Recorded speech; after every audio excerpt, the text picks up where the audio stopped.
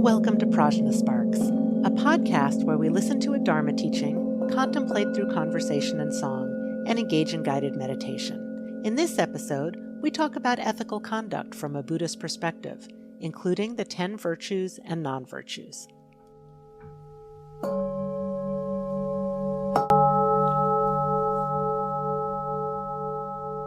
Commit not even the slightest wrongdoing. Perform excellent virtue in abundance. Tame your mind perfectly. This is the teaching of the Buddha. There are many ways that the Buddha Shakyamuni encapsulates the vast breadth of his teachings. This is one of them. We heard about the most famous, the Eightfold Path of Noble Beings, some episodes ago.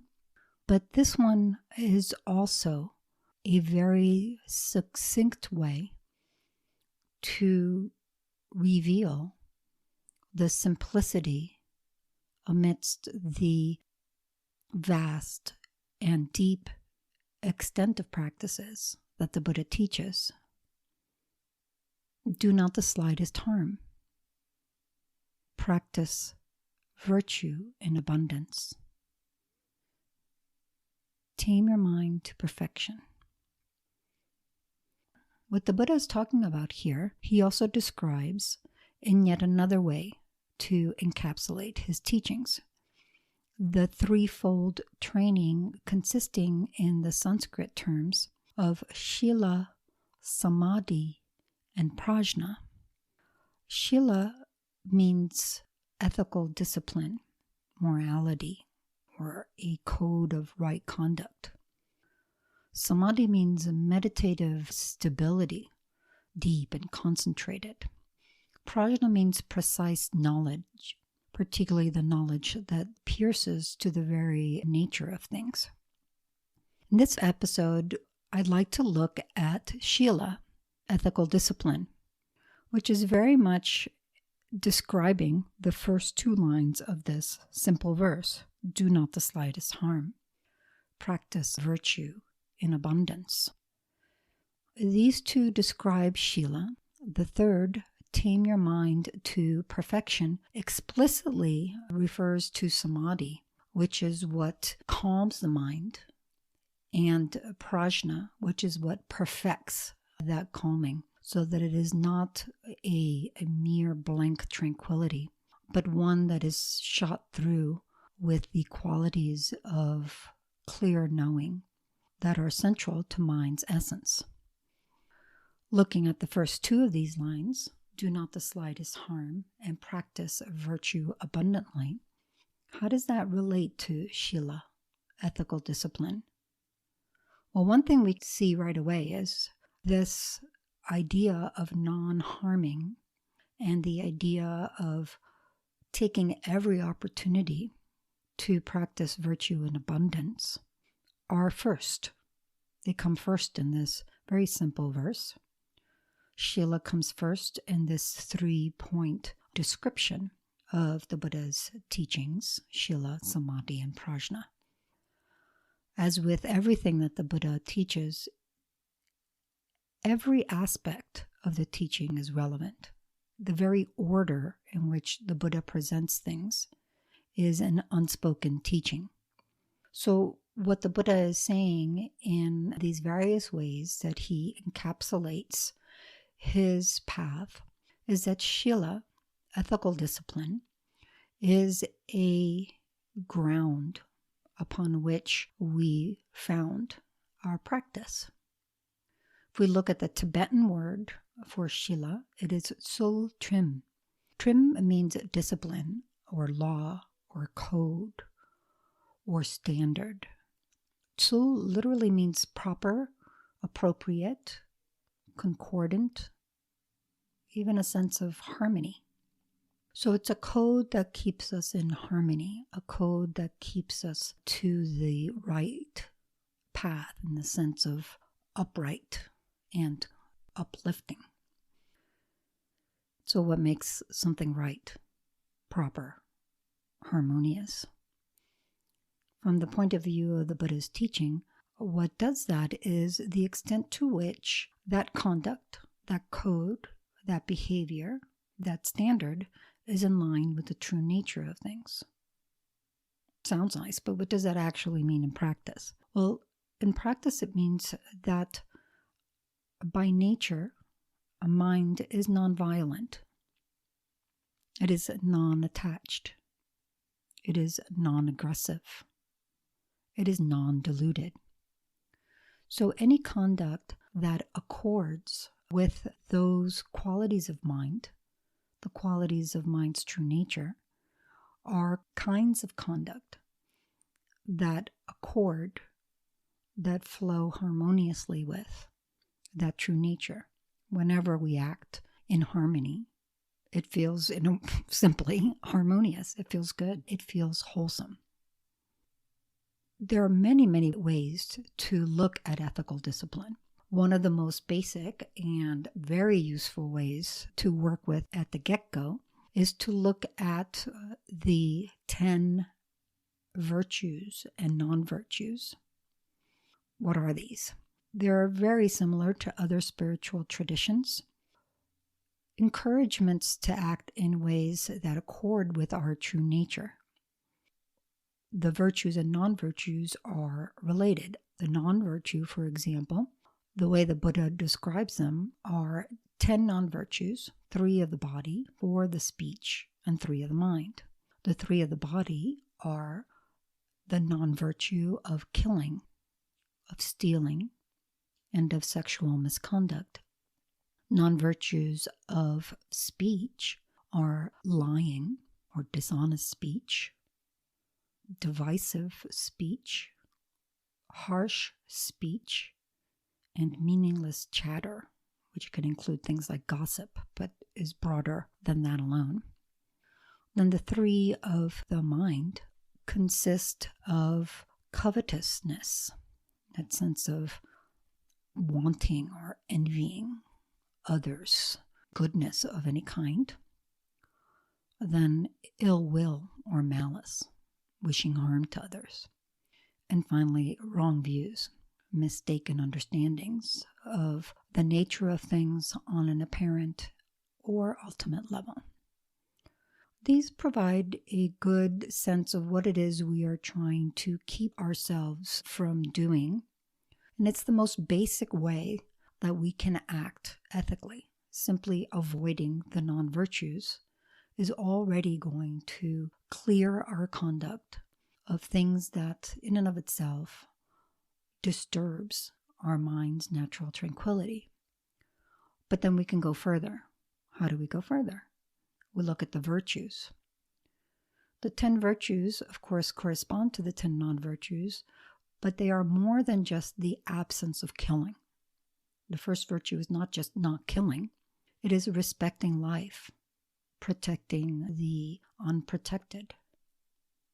The second is not just not stealing, but acting with generosity, open-handedness, and not only with material things, but with our time, our energy, our ability to listen and care, and so forth. The third, we not only avoid sexual misconduct, but we open to expressions of sexuality that are healthy and vibrant and that actually encourage our own and our partner's sense of goodness, stability, joy, aliveness, and so forth. And the similar kinds of descriptions apply to the 4 virtues of speech and the 3 of mind. We don't simply avoid lying, but we are honest with our speech. Honest not only in a cold way, but honest as to our motivations, as to the appropriateness of the time. The Buddha very famously described that speech is correct when it is not only honest, but also kind and timely. We do not only avoid divisive speech, but we cultivate a way of speaking that brings people together, that encourages community. We not only don't speak harshly to others, but we speak gently, pleasantly, encouragingly. This does not mean flattery. Flattery is dishonest. It is more about what you can get out of the other person than what you are giving to the other person. So here, pleasant speech is something that is genuinely supportive. It is grounded in the other person's intentions, temperament, and so forth, and has no expectations of reward. The last one is probably what most of us listening to this podcast have to work with. Meaningless chatter. Let's face it, most of us aren't running around murdering people or robbing banks. But we do fall into modes of meaningless chatter in the sense that we waste time. Not, again, because we want to be in communion with people or connecting with people, but in a very mindless way. So I often get the question for this one, well, what if I'm spending time with my elderly neighbor and she just likes to gossip about the people on the street, or she wants to hear about news at work? And that sounds meaningless. It's not the actual content of the speech that determines if it's meaningless or meaningful. It's our intention. It's our purpose in using that speech. So the same exact words can be meaningless in one way. We're just mindlessly filling space and time. Or it can be quite kind and compassionate if we're speaking to a lonely neighbor about everyday things that make them feel a little better. Then as to the virtues of mind, of course, we cultivate this sense of rejoicing in the abundance that others receive, materially and otherwise, in cultivating goodwill and benevolence, the best of the warm wishes for others' success and happiness. And we cultivate right view, which is the first of the eightfold path of noble beings. So right there, we're already seeing something else that the Buddha is implicitly saying. The eightfold path can be described as Shila, Samadhi, and Prajna. And at the same time, there is a great deal of proper conduct, of looking into our ways of being habitually and uplifting our mode of being that even precedes that eightfold path. It is very difficult to study the teachings of the Buddha with clarity and concentration, to remain one-pointedly focused on our breath for even the space of 5 minutes if our mind is roiled by the disturbance that improper conduct, in other words, conduct not in line with the mind's true nature, creates. That far along, we already see that there's actually great creativity in what seems to be another set of rules. Here again, it's not about a set of rules. Early on, we might use it that way. If we have a problem with stealing, if we have a problem with sexual misconduct, if we have a problem with angry speech, we might use these as a support or crutch to help us get past that. But at some point, we start to loosen our grip on these non-virtues and virtues as ironclad rules, and we start to dance with how we can become more wholesome, more joyful, more free in engaging the mind's true nature in a way that is respectful of life, of property, of other beings' feelings, the power of words, the power of our intentionality. That might lead us to another kind of way that we work with Shila, ethical discipline, which is vows. Of course, monks and nuns in the Buddhist tradition, like many other spiritual traditions, take extensive vows to support their way of life. But even lay people in Buddhism have a very basic level of vow taking that is similar to the virtues and non-virtues. This most basic level of vow, called the pratimoksha in Sanskrit, in Tibetan it's translated as the vows of individual liberation. Why are they individual liberation? Because they liberate the individual from the fetters and the shackles of having this mind being constantly turbulent due to the kleshas, these emotions that disturb the natural tranquility of mind, which is very often an immediate result of actions such as killing, stealing, etc. So what are these vows? The lay vows are 5 in number. They're also the same vows that novice monastics take in their ordination. Not to kill, but to protect life is first. Not to steal, which is literally not taking what is not given, but to actually only accept what is freely offered. Not engaging in sexual misconduct, which for monastics turns into not engaging into any sexual conduct because there's a vow of chastity at that level. For lay people, it is honoring sexuality as a ground for intimacy and closeness rather than using people or objectifying them. The 4th vow is not lying, not engaging in dishonest conduct, but actually engaging in speech that is honest, kind, and timely. Then finally, the 5th lay vow is to not overindulge in intoxicants, for monastics to not take intoxicants at all. And this is really important because, as the Buddha describes in the very vivid stories of early Buddhism, taking intoxicants can put the other 4 vows in great risk. It takes some mindfulness to keep to these vows, not only in this very core sense of not killing, but with very fine attention. These are actually really wonderful supports that allow us to look at life through a lens of ethical conduct, a lens of caring for others, a lens of really making choices for ourselves and others that conduce to our wellness and that conduce to putting positivity, kindness, and supportiveness out into the world.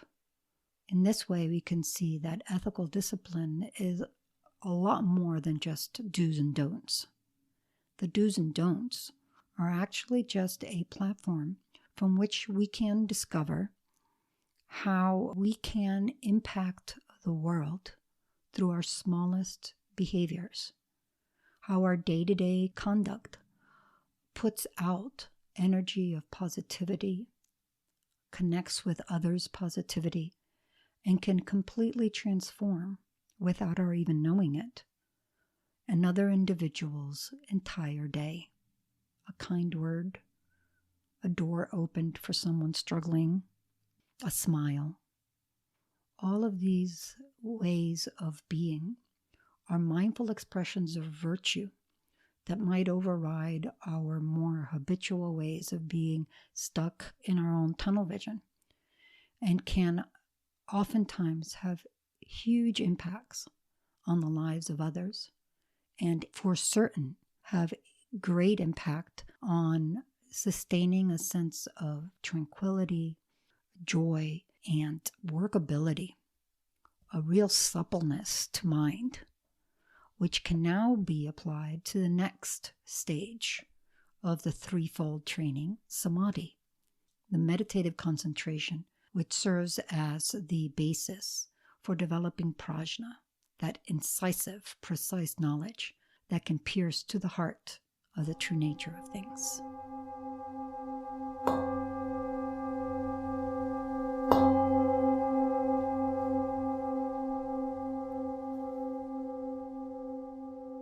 There are so many things I liked about the way you discussed ethical conduct. So they made me think about a story. So decades ago, before I started practicing Buddhism, I was at a restaurant with some friends. And when we got the bill, there was something that we had eaten that wasn't on the bill. And so some people were like, oh, we should let them know that so that they can add it to the bill. And I was like, what? Like, we just got a free thing. Like, we should, like, this is great. Bonus, like, let's go. And so we had this whole like back and forth about it. And I was like, look, if it's not even on the bill, nobody's, because they were like, oh, but what if our server is going to have to pay for it? And I said, but it's not even on the bill. So how are they going to know? So we had this whole thing back and forth around it. And I realized, like, once I started practicing and reflecting on sort of what was going on with me around ethical conduct, I realized that there was this piece of the rationale that I was putting out there with my friends when we were talking about this. That goes on inside my head too. That if I do something that's a little bit questionable in some way, I will be doing that rationale for myself. It just makes me think about the piece you were talking about roiling the mind, about the reason not to engage in ethical misconduct is because it disrupts that state of the mind. And I started noticing the way that that would happen. And I just love that you bring that in as the consequence, not some larger, karmic, way down the road, lifetimes from now kind of thing, but a very immediate piece. And I just appreciated that because it spoke so much to my own experience. One of the things that's phenomenal about the instruction that the Buddha gives us on virtue, non-virtue, action, karma, is just how immense the scope is. And as you're describing, you could certainly talk about it in a very black and white do's and don'ts. If you do this, sometime down the road, this will happen. If you don't do that, sometime down the road, this will happen. And it's not to say that that's not true. It's just saying that that's just a slice of what's happening. Mm-hmm. Right here and now, there's an immediate impact, as you're saying. And you can also start to see how multidimensional all of this is. Mm-hmm. It sounds like don't kill, don't lie, don't steal.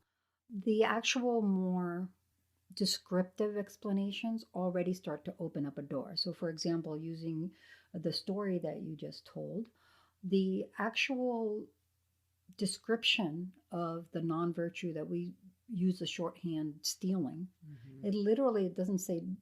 It doesn't mean stealing in the sense of, don't rob a bank or mm-hmm. Mm-hmm. It literally says don't take what is not offered. Right. So already that casts a very different light mm-hmm. on that story you're talking about. It also brings in another dimension, not lying. It's not just not telling an untruth. Mm-hmm. It's using your speech with integrity, mm-hmm. using your speech with honesty.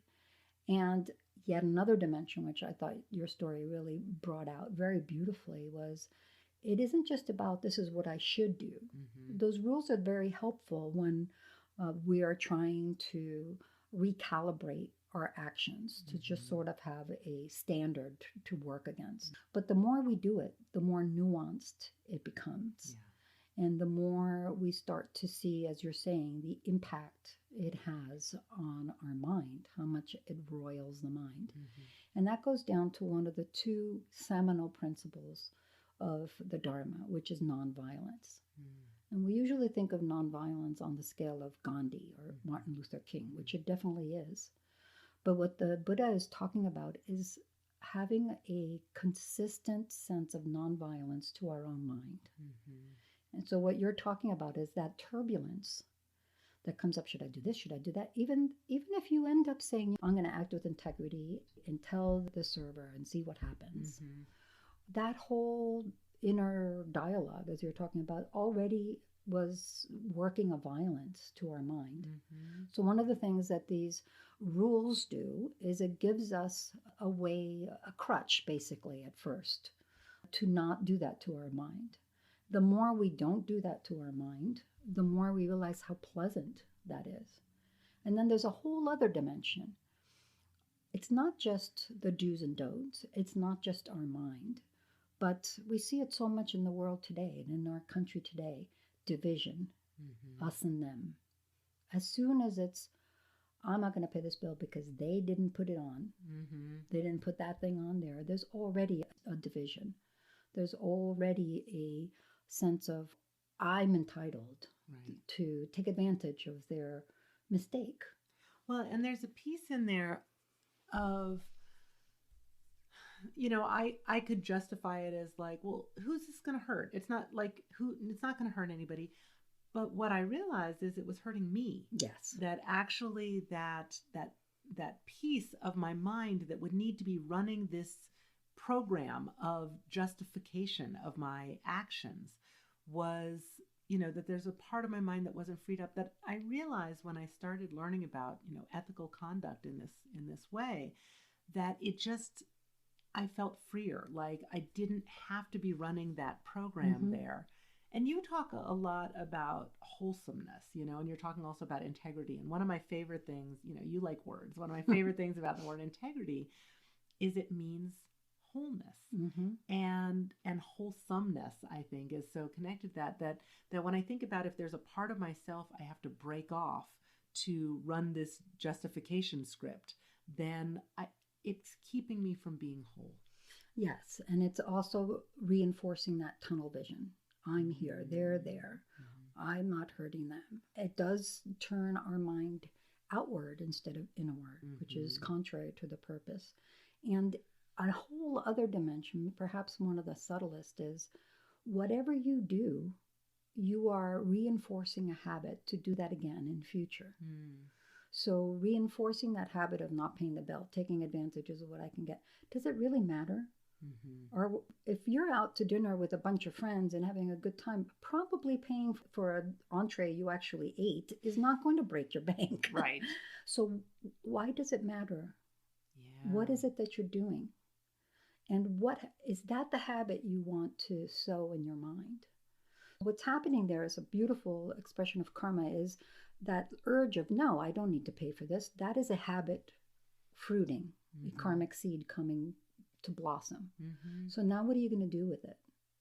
Are you going to say, I'm going to water that blossom? Are you going to say, you know what, I'm going to pick it? I'm not just going to pick it, I'm going to pick it up from the root, because if I just cut it, it's not going to eradicate. Lovely word, eradicate. Pull up from the root, all the way up. And the same thing happens with positive actions. I'm going to be, not only am I going to tell them about this, but I'm going to give the server an extra tip.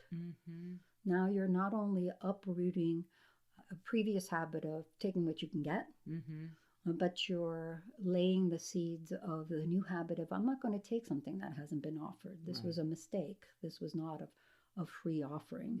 And not only that, I'm going to go farther still and be more generous instead. So every single moment allows us to really have far more intimacy with our mind, far more care for our experience and the progress of our mind stream going forward, and really have a sense of stewardship that favors nonviolence on even the subtlest level. It brings an immense sense of true self-care and true attention to what's beneficial for us and for the people that we interact with. That's great. I was interested in your discussion about sexual misconduct, because I feel like sometimes when we hear religion weighing in on sexual conduct, we often get admonitions against particular combinations of people, like same-gender couples or polyamory, or particular sex acts, such as those that don't lead to procreation. So not only have you not framed things in this way, but you actually described sex as potentially virtuous. And I love the way you talked about it. You said expressions of sexuality that are healthy and vibrant and encourage our own and our partner's sense of joy, stability, aliveness. I've never heard this perspective on virtuous sex before, particularly from a religious or spiritual perspective. So I was curious about, is this a general Buddhist perspective? Is this your own interpretation? Or I'd just love to hear you talk a little bit more about it. It's a couple of things. Certainly anytime you hear any given teacher talking about Dharma, there is in some way their own accent incantation of Dharma that comes out of our experience. As a matter of fact, traditionally the Dharma is described as scriptural Dharma, the traditional words and texts, and realizational Dharma, the Dharma that lives in the experience of practitioners. I won't pretend that there are not restrictions in various historical Buddhist texts similar to what you're talking about. Don't have sex with this kind of person or that. Things like don't have sex during the day. A lot of that stuff is very culturally driven. It's not what you would call the essential point of the teaching. To me, to get to the essential point of the Dharma, because it's such an interactive, interdependent, a multidimensional thing, it has to fit the whole. I can't say that that quote that you just read back is something I could pull out of a sutra somewhere, but it is beyond question exactly what the Buddha wants when we're talking about encouraging nonviolence towards ourselves and others. And it also has to be very particularized to our context. If we especially look at the early Buddhist sutras, but pretty much any of them, the Buddha was always responding to a question somebody gave or a situation that arose. He is an exquisitely contextual teacher. And our context nowadays is that sexual dynamics can be extremely harmful. There are ways that people work power differentials through it. There are ways that certain groups are marginalized. There are ways that just on an individual personal level, we can be triggered into traumas from whatever previous existences we have. Encouraging any of that is entirely against Dharma. How do you find out the essence? It boils down, if you really want to look at essential points of the Buddha's teaching, nonviolence and emptiness, which I like to describe as infinite potentiality. Just look at that. Where's the nonviolence here? Where's infinite potentiality here? I don't worry too much about injunctions against particular kinds of conduct. It's very clear to me that there's a contextual basis in the culture of that time. And that's superficial to the more essential core of the Dharma, which is always goes down to nonviolence, infinite potentiality. And when we're in a necessarily relational kind of situation like sexuality, it could never be more true. Not only nonviolent to yourselves, but towards the other. And not only, as we talked about in the non-virtues, not just avoiding something harmful, but actively extending oneself to go to offer something positive to yourself and to others. That's lovely. Thank you. I really appreciate hearing about that. So I'd like to talk a little bit about how to be virtuous in our own behavior without inflicting it on other people. Oh, that's a great one. Yeah. So, I mean, I'm thinking about... Why would you ask that, Tania?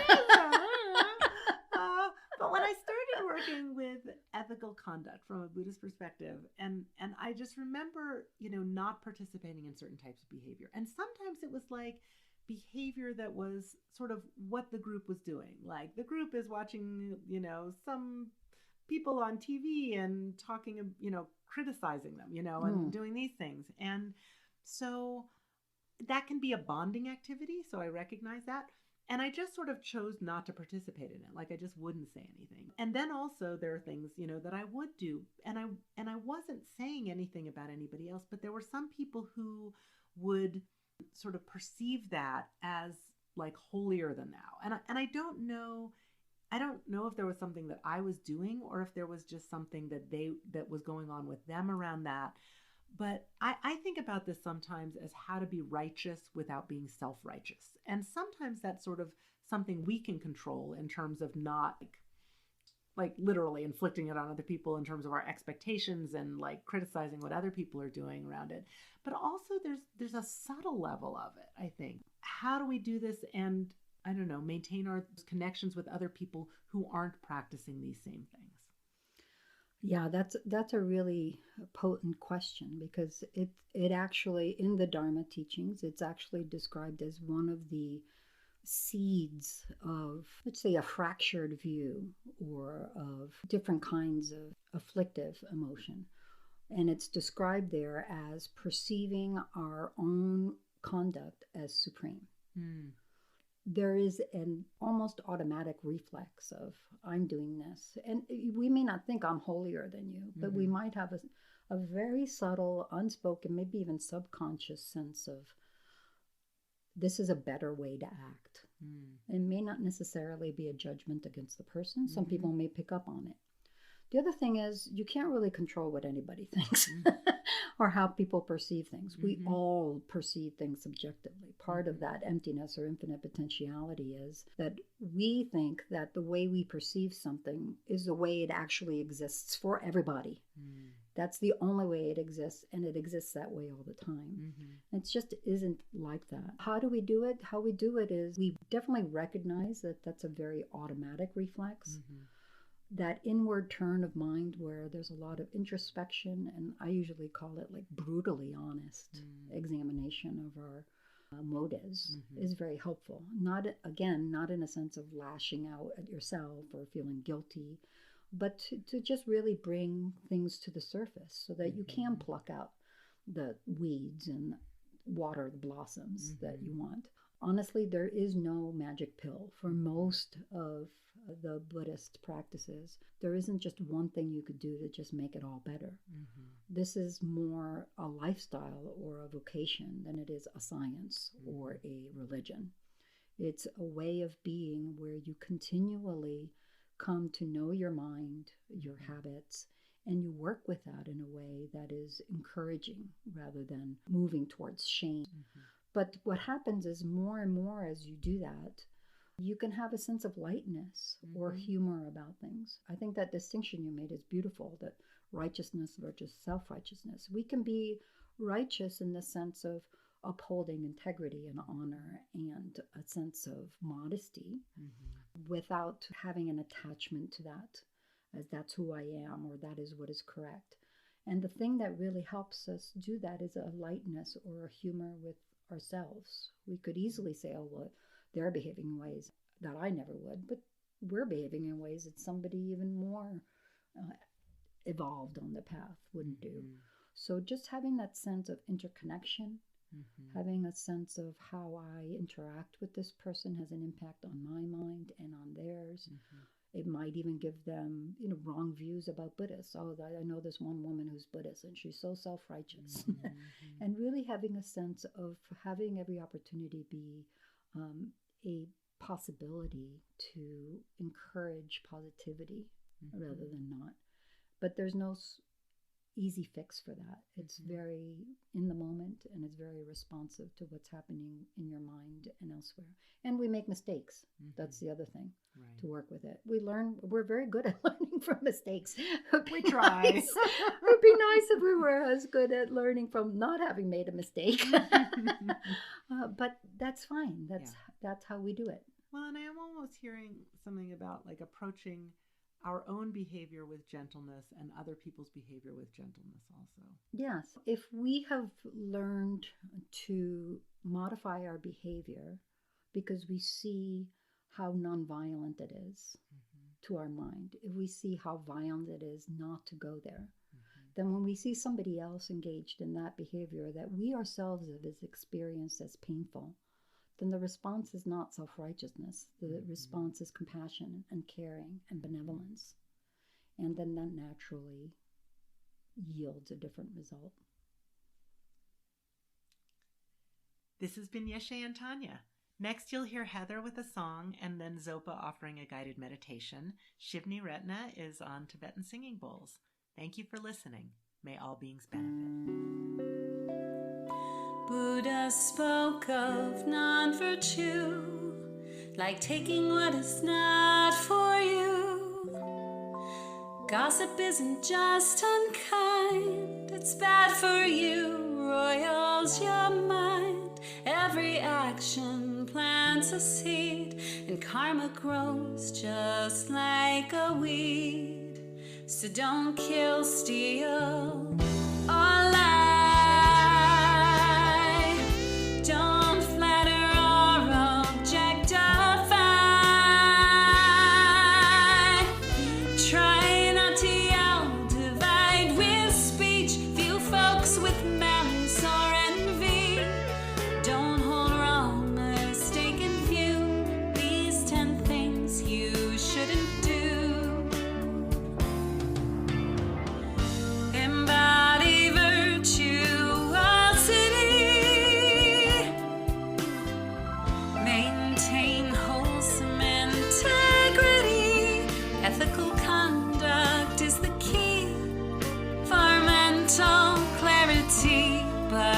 self-righteousness isn't cool.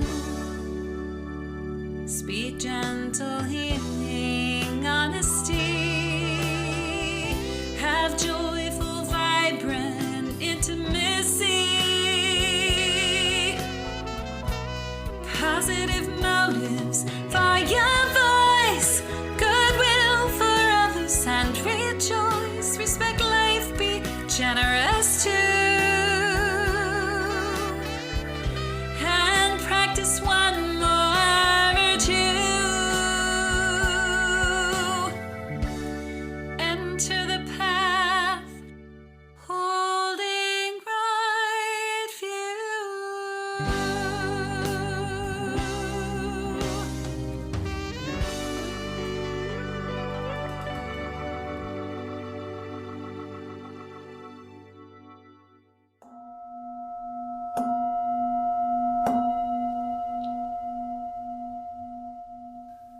Welcome to this podcast's meditation on ethical conduct. To begin with, we'll just take our seats, connect with our breath, connect with the foundation, the firmness, the support of the earth beneath us, and the upliftedness of this vast expanse of sky above us, coming into experience, into touch with our groundedness, our embodiment, our energy in this moment. So please just begin by taking a couple of deep breaths, and then we'll do about a minute or so of shamatha, shine, calm abiding meditation, where we focus on the breath, using the breath as an anchor for our awareness, letting go of any thoughts of past, present, or future, and just coming to the present awareness, present mindfulness, as it focuses on the inhalation and exhalation of breath. So let's begin like that.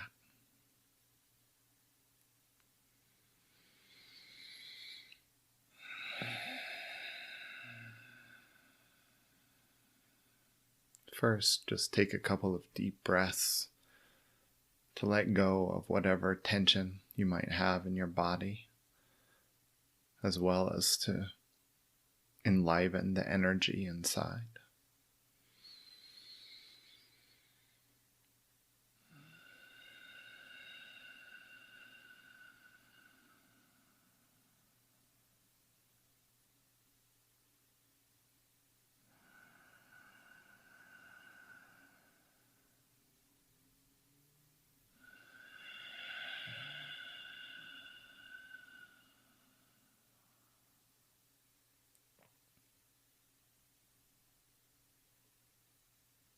Now bring your settled attention to the natural flow of your breath.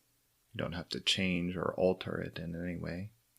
Just use it as a light touch, a light anchor to keep your awareness in the present moment. If you find yourself distracted, gently bring your awareness back to the flow of the breath. We'll practice like this for 1 minute.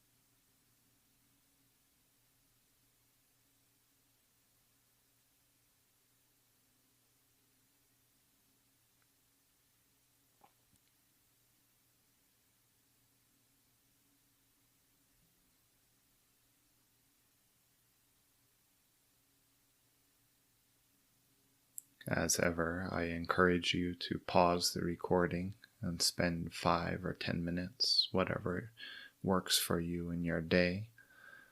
Continuing with this practice of settling before we move into the analytical meditation. The topic for today's analytical portion of the meditation is ethical conduct. Ethical conduct is that which is conducive to kindness and well-being, whereas ethical misconduct roils the mind, stirs it up. Ethical conduct is a dance with becoming more wholesome, joyful, and authentically free. At some point on our individual spiritual journey, ethical conduct may manifest as rules to follow. This is an important point. Respect these, but don't get hidebound. Remember the point. Ethical conduct is both the basis for developing samadhi, meditative absorption, and it's a way of living in beneficence, living beneficially. So as we move into the questions that we'll explore right now in our analytical meditation, there's a couple of points that I'd request you keep in mind. First of all, just pay attention. Cultivate curiosity about your own emotional and somatic reactions, not in a space of judgment, but rather stepping into nonviolence toward yourself, holding yourself with caring. Care for your own experience. Take stewardship of your own mind stream. Part of the difficulty of the mistaken idea of a self is that we take our subjective experience for granted. We feel entitled to it, and thereby we treat it accordingly, devaluing it. Remember, keep it simple. Explore your beliefs, but do so in the sacred container of meditation, where you allow investigation without allowing dispersal or laxness or indulgence in the chaotic, frenetic energy that mind can sometimes get into, of thoughts, daydreams, and so forth. In this space of calm settledness, where we're both alert and clear, but tranquil, investigate. How do I feel about the Buddhist guidelines for ethical conduct in my own life? Am I resistant? Enthusiastic?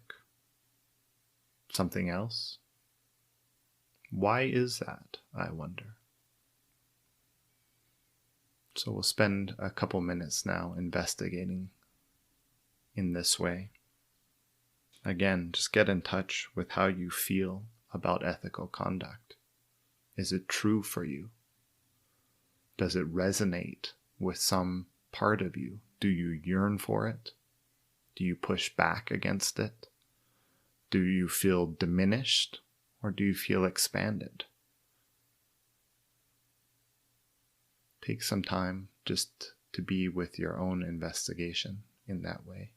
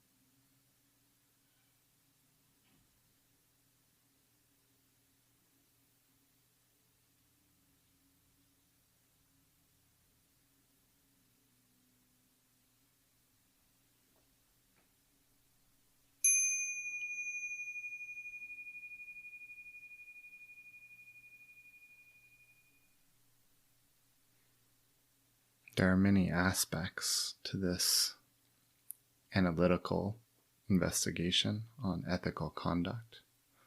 This really is just a starting point, a place where we can begin to explore not just ethical conduct in an intellectual way, but how we resonate with it, what it feels like in our life. It's the first step in connecting genuinely our own personal experience with the Buddhist path, connecting wherever we are in our minds, in our life, in our thoughts, with the Buddhist path, and using it to open up, to delve deeper, to get to know ourselves better. I am so grateful for all that you do. Thank you.